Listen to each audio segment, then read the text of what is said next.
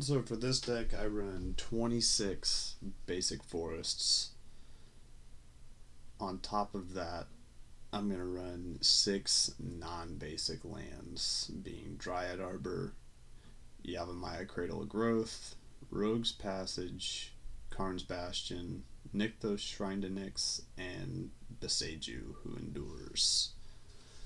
I run the Dryad Arbor specifically because it's awesome, and there's nothing better than getting a 1/1 creature immediately on your first turn. Then Yavimaya, I've debated pulling just based on, I already have 26 forests. I don't necessarily need an additional forest. Rogue's Passage is a great way to sneak in for the win a lot of times. Karn's Bastion, proliferate in a 1/1 deck, of course. So this is all about counters. And then Nykthos is obviously just an auto include in a deck that has a trillion green pips. And then Beseju is great removal piece at any situation. So moving on, we'll go into the enchantments for the deck. And those are going to include Branching Evolution, Burgeoning, Concordant Crossroads, Doubling Season, Exploration, Garruk's Uprising, Growing Rights of Itlimoc, Hardened Scales, Sylvan Library, Unnatural Growth, and Virtue of Strength. So looking at those, we've got Branching Evolution, which it's just a great include to have in this deck. It's going to give you an additional 1/1 counter. That's always important to have. On top of that, we've got Burgeoning. Nothing better than getting a land out at every moment of every turn. A lot of times you're going to end up with extra lands in hand with this deck. There are a smaller number of lands, but at the same time, you're more likely to be able to pull those because it's green. Concordant Crossroads, I try to be careful with using this card. Nothing like giving everybody else haste, but in the situations where I can give myself haste and get many things out, it can go insane with certain other pieces. Doubling Season obviously explains itself. Doubling the counters on things just goes nuts whenever you're running a commander that also doubles the counters on things. Exploration, extra lands, let's go. You gotta do it. It's green. Garruk's Uprising, a little bit of card draw, and a lot of trample. You really need that. Any trample enabling is fantastic in this deck. Growing Rights of Itlimoc, once again, just an auto include in this deck. Find you a quick creature off the top, hopefully, and then hopefully you're transforming that thing into Itlimoc Cradle right away, if not a turn or two later. Hardened Scales, another situation of hey, getting more 1/1 counters. Sylvan Library, the deck isn't great with card draw. Card draw is problematic in a lot of times, so Sylvan Library had to be included. Unnatural Growth, come on, it's going to make things huge. Dan has got 4 green pips, so whenever Nykthos is out, I love having that out with it. And then Virtue of Strength, honestly, I keep that in for the sorcery piece of it, the adventure. It's a great 1-drop adventure, and then potentially you have an insane amount of mana in a couple more turns, so it's a great include. Moving on from there, we'll go into the artifacts for the deck, only including 5, those being Soul Ring, the Ozolith, Everflowing Chalice, Ozolith the Shattered Spire, and Empowered Auto Generator.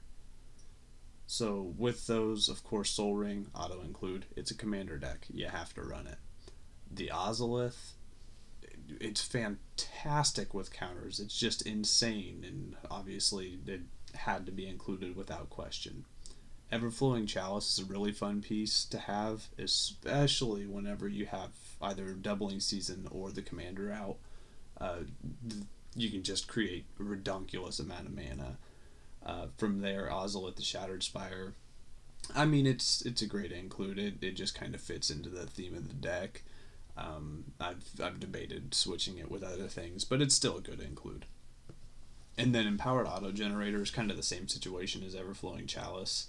It's still pretty new in the deck. I only recently added it in there, but it's proven to be pretty interesting sometimes, but it might be a little bit slower than I necessarily want, but we'll explore that as days go on. Moving on, we'll go into the instants for the deck. So those are going to include Worldly Tutor, Crop Rotation, Heroic Intervention, Beast Within, and Force of Vigor. So for these, obviously Worldly Tutor, find you a creature.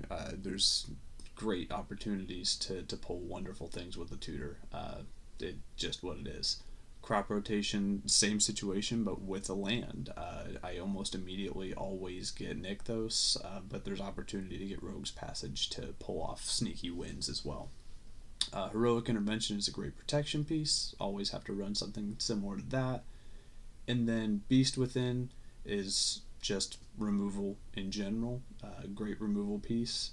Force of Vigor is of the same nature, just a great removal piece. Artifacts and enchantments can really screw with this deck, depending on the situation, so having that removal is always nice. That, and it's a free cast in certain scenarios, so it can really play over well. Moving on, we'll go into the sorceries for the deck. Those are going to include Nature's Lore, 3 Visits, Cultivate, Kodama's Reach, Ball Again Recovery, Sky Shroud Claim, Finale of Devastation, and Green Sun Zenith. So with these pieces, obviously a lot of ramp. Nature's Lore, just hunting a forest, 3 visits, same deal. Great thing about those is being able to get Dryad Arbor with them. Cultivate is just basic land searching, fantastic. Kodama's Reach, exact same card. Outside of that, we've got Ball Again Recovery, which, pulling something out of grave is fantastic, but moving out of that situation where you need that, it's also MDFC, so getting an extra land can be fantastic. Sky Shroud Claim, fancier version of 3 visits in Nature's Lore, being able to get 2 lands, although it's costing 4, but it can be fantastic in a lot of situations. Finale of Devastation can be a huge game winner, or it can just be used to get pieces that you need right away. Same thing with Green Sun Zenith. I often run situations where I'll actually cast either Finale or Green Sun for 0 and go get Dryad Arbor and use them as ramp pieces.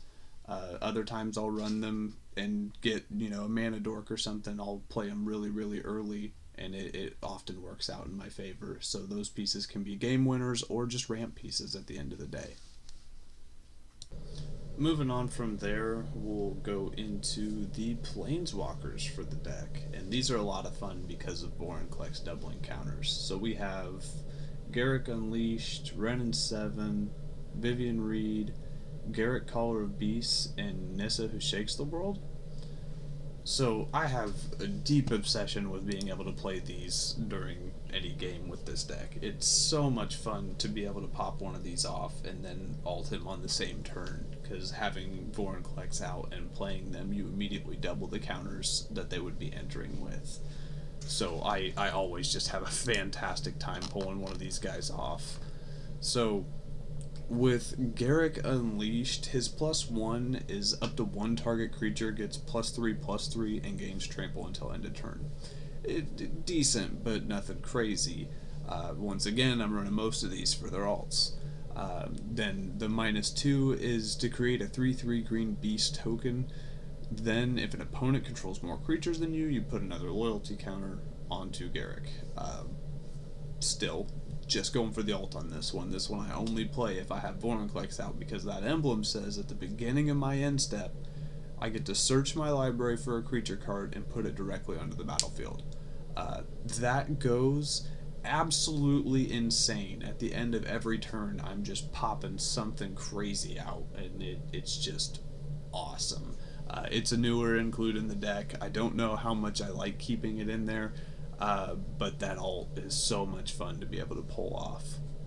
Moving into Ren and 7, reveal the top 4 cards of your library, put all lands revealed that way into hand, rest of the graveyard. Pretty much just milling yourself. I've always been a little bit iffy about keeping this guy in here, but once again, it's the alt that makes it fun. His 0 is put any number of lands from hand onto battlefield. Don't think I've ever used that. Then create a tree folk creature with reach, and this creature's power and toughness are equal to the number of lands I control. I know I never used that. Could see it being beneficial in a situation where the board's just been wiped and you don't have Vorinclex. But if you do have Vorinclex, I love to use this after board wipes, because I'm going to return all the permanents from my grave to my hand and then have no maximum hand size. I've done some fun things with this. Nothing really amazing about this card. I have debated pulling it as well, but the next 3 are the ones that I really enjoy playing. So Vivian Reed, you look at the top 4 cards of your library, reveal a creature or a land from among them, and put it into your hand. That's actually a really good +1/+. Use it all the time. Its -3 is just straight up removal. Remove either target artifact, enchantment, or creature with flying. Artifacts and enchantments, as I've said before, can really hurt this deck in a lot of situations, so it's nice to have a removal piece for those. Big one with her, of course, the alt being an emblem that creatures I control have +2/+2, vigilance, trample, and indestructible. Can't get much better off than that. Then Garrett, Caller of Beasts. I really like this one. It's so funny to be able to pull this one off. The +1 is just reveal top 5 cards. All creatures to hand, rest to bottom. Great way to pull some creatures off the top. -3 is put a green creature from hand to battlefield. Once again, pretty awesome, but generally speaking, you have so much mana, you don't need this. The fun part is the ult, once again. The emblem is whenever you cast a creature spell, search your library for a creature card, put it onto battlefield, then shuffle. It is hilarious to be able to just cast a mana dork and get a crater hoof out of it. It just goes bananas. It's a lot of fun to be able to pull that one off. But my all-time favorite for this deck, which it's really nothing insane, but it's so funny to pull it off, is Nissa Who Shakes the World. Whenever you tap a forest for mana, this is just, in general, once this is on the field, forests are doubled. You get an additional green pip out of each one of them. That's fantastic, just right away. Its +1 is to put 3/1/1 counters onto one target non-creature land. That has to be specified because, well, can't put them on once you've already done it. It becomes a 0/0 elemental creature with vigilance and haste, and remains a land. I do use that occasionally just because usually it's a situation where I have to put that thing out because it's like, alright, it's this or die. But I do my best to hold it to get this -8 off, because it is hilarious whenever you do it. You get an emblem that says lands you control have indestructible, and you proceed to search your library for any number of forests and put them onto the battlefield tapped. So it is so funny to play this, enters with 10 loyalty counters instead of 5, proceed to alt it immediately, have Nissa stay on the battlefield, so those forests are still going to tap for an additional, but you just got every single forest out of your deck. I love to combo this with Avenger Zendikar. You get this, either Avenger first and play this, and then get a ton of 1/1 counters, or you play this and then play Avenger and get a ton of plant tokens. And then if you have your doublers out, you can do a lot of fun things. But I really, really love this card. It's a lot of fun to be able to get off. So moving on into the creatures, the bulk of the deck. We've got our Llanowar Elves, our friend Steve, Voyaging Satyr, Incubation Druid, Gyre Sage, Scavenging Ooze, Shigeki, Reclamation Sage, Evolution Sage, Kodama of the West Tree, Managorger Hydra, Eternal Witness, Selvala, Champion of Lamholt, Rishgar, and Renetta. Um, so this is the first half of the creatures. So these ones, a bulk of them are going to be mana production, of course, and then you've got a little bit of everything in between. So Llanowar Elves, of course, mana dork. Steve, go hunt a basic land real quick. Voyaging Satyr, I love this card. Nothing like popping your Nykthos off twice. Hilarious. Incubation Druid, mana dork with style. Gyre Sage can produce so much mana in this deck. Scavenging Ooze, I'm really, really big on Graveyard Hate. You should always run Graveyard Hate of some kind when possible. You never know who's going to end up popping something off that just goes nuts. So being able to exile things out of their graveyard is really important to me. Shigeki, well, it's Shigeki. I mean, he does all kinds of cool stuff. Being able to recall things from grave, non-legendary, of course, but still, it can be awesome. And then potentially using him to try and grab some lands off the top of the deck. But, he's neither here nor there. I've pulled him out of the deck and put him back in a couple times now. Then Reclamation Sage. So, nothing like some good old-fashioned removal. I mean, artifact or enchantment removal. I keep mentioning artifacts and enchantments can really come after you here. Moving on to Evolution Sage, is Proliferate. It's a 1/1 counter deck. Heck yeah, run some Proliferate. Then you got Kodama of the West Tree. So he gives modified creatures trample, which huge. Like I've said, trample enabling in this deck is really important. And then he also, on top of that, says that whenever a modified creature deals combat damage to a player, you go get a basic land. Ramp. I mean, it's green ramp. Go for it. You gotta throw something in there. Managorger Hydra. This deck did start in theory as a Hydra deck, so I tried to put a bunch of stuff in there, but most of them ended up falling out. But this one is just gonna load up with 1/1 counters. Every time somebody casts a spell, you get more, and then if you've got your doublers out, then it gets nasty. Eternal Witness, nice little grab something from grave real quick. He can be really important in a lot of random scenarios. Selvala, creatures entering can make you draw cards potentially. I don't know. I'm back and forth with this one. Good mana dork, but it doesn't get played very often. It may end up coming out eventually. Champion of Lamholt, this one is huge. I've won tons of games because of Champion, so anything with power less than it can't block whenever I swing. So it can just get nuts. So whenever another creature enters, you put a 1/1 counter on it. And then if you have your doublers and more enablers out to make it huge, then it can just get horrible. Rishgar, mana dork, that turns other things into mana dorks. Well, I guess he himself isn't one, but if it has a 1/1 counter on it, it becomes a mana dork. It's pretty good in the deck. It's also one of those cards that's come in and out of it. And then Renetta. Powers equal to devotion, which can oftentimes get fairly large, and then creatures enter with a 1/1 counter, which that's the bulk of the reason that she's in the deck. So she can do a lot of interesting things. So moving on from there, we have the next batch of creatures, which includes Sereth Viper's Fang, Toski. Then we have Beast Whisperer, Forgotten Ancient, Defiler of Vigor, Vorinclex, Orm Frostfang, Colonian Hydra, God Eternal Ronus, then Hydra Omnivore, Vigor, Ancient Bronze Dragon, and Avenger of Zendikar. So I really like this batch of creatures here.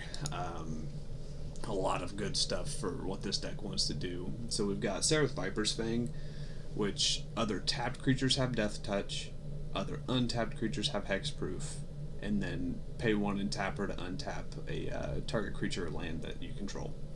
The untapping sometimes can be pretty cool, especially with things like Nykthos or Gyre Sage. But the main reason to have this in here for me is the Death Touch. Trample and Death Touch with huge creatures is just hilarious. So it pulls off a lot of really big swings. It's pulled off a lot of wins too. Then there's Toski, card draw. I mean, whenever I'm struggling with card draw, it's wonderful to see Toski come across. So he really makes a difference whenever I can get just some small pokes in here and there to be able to get a few more things into hand. Then we have Beast Whisperer, more card draw situations, just casting creatures specifically to draw cards. Then we get into Forgotten Ancient, which is a huge one and often a good situation to use whenever it comes to I need to bait that removal piece, because people love removing Forgotten Ancient. They are very scared of it. It gets really big, especially if you're playing some like really spell slingy type decks. You know, they'll come after that Forgotten Ancient quick, and then you can sneak in and say, all right, well, since you got rid of that, here's my Vigor.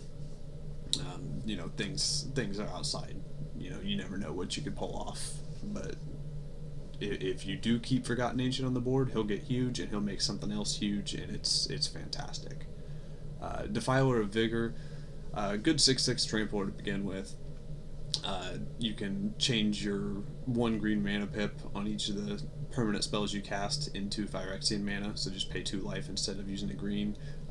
You know, that's cool. But whenever you cast a green permanent, you get a +1/+1 onto each creature you control, so that can get big, nasty, and scary really fast. Vorinclex, this is the flipping one. So whenever he enters, you're going to go hunt for 2 forests. That's, you know, fantastic. And then if you can pull off the transforming of him, which costs 8, so I don't often get to do it, but whenever I do get to do it, it gets pretty disgusting, because you'll flip him, and if you have Vorinclex out, the other Vorinclex, then you'll double those saga counters.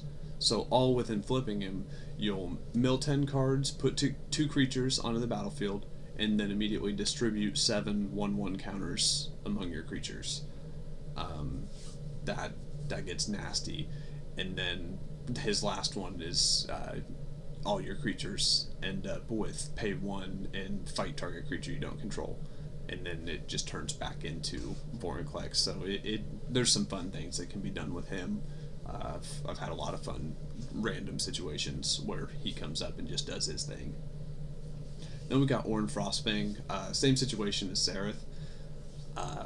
Giving your creature's Death Touch is really good, and then he also has a Toski-like ability of whenever a creature you control does combat damage, you draw a card. Well, to a player, but still. Card draw, I tried to include as much as I could in here, because, well, card draw is card draw. Then you got Colonian Hydra. Enters with 4 1/1 counters on it, so you get your doublers out, and it enters with just a ton of 1/1 counters, and then every time it attacks, you double those. Another good bait for removal, and also just a game winner if he can do his thing. Another big game winner for me is he's one of my favorite cards for the deck, to be perfectly honest, is the God Eternal Ronus. So with him, whenever he enters, you double the power of each of the creatures you control until end of turn, and they gain vigilance. So it just really supplies you with a lot of nasty situation. Plus, when he dies, or if he gets exiled from the battlefield, you'll put him 3rd from the top, which that's kind of nice. I've removed him myself before, so you know, nothing like casting a Beast Within on him, putting him 3rd from the top, drawing 3 cards on your next turn, and then slapping him down again. That really finishes out some games. He's a big game winner. Hydra Omnivore. I have never gotten to pull off what I want with this card, because I'd love to make it ridiculously huge and then kill everybody at once. I've never pulled it off. Dreaming big with that one. I'd love to see it happen, but it just hasn't panned out. Vigor is perfect for this deck. It's a 6-drop, Trampler, 6/6. If any damage would be dealt to another creature you control, not Vigor, but any other creature, then you prevent that damage and put 1/1 counters equal to the damage onto that creature. And then if you have your doublers out, it's even worse. So nobody wants to swing at you, because if they swing with their big nasty guy, then you end up with a trillion 1/1 counters, and the clapback's gonna be insane. And then he's also good for kind of preventing mill death. So if he's put into a graveyard from anywhere, then you shuffle it back in. So it takes 2 tries to mill you. So I really like that. It saved me in a couple different mill scenarios. And then Ancient Bronze Dragon. It's Ancient Bronze Dragon. He's pretty good. So whenever he deals combat damage, you roll a d20, and then whatever the result is, you put that many 1/1 counters onto up to 2 target creatures. So just make things nasty. I honestly don't think I have ever even played this card in this deck as much as I'd like to. I think it would pan out really good. He's a newer include, but I think he could pay off. And then a huge game winner for this one is Avenger of Zendikar. You can do some horrible things with this guy. On enter, it's going to create plant tokens, 0/1 plant tokens equal to the number of lands you control, and then it has landfall of put +1/+1 on each plant you control.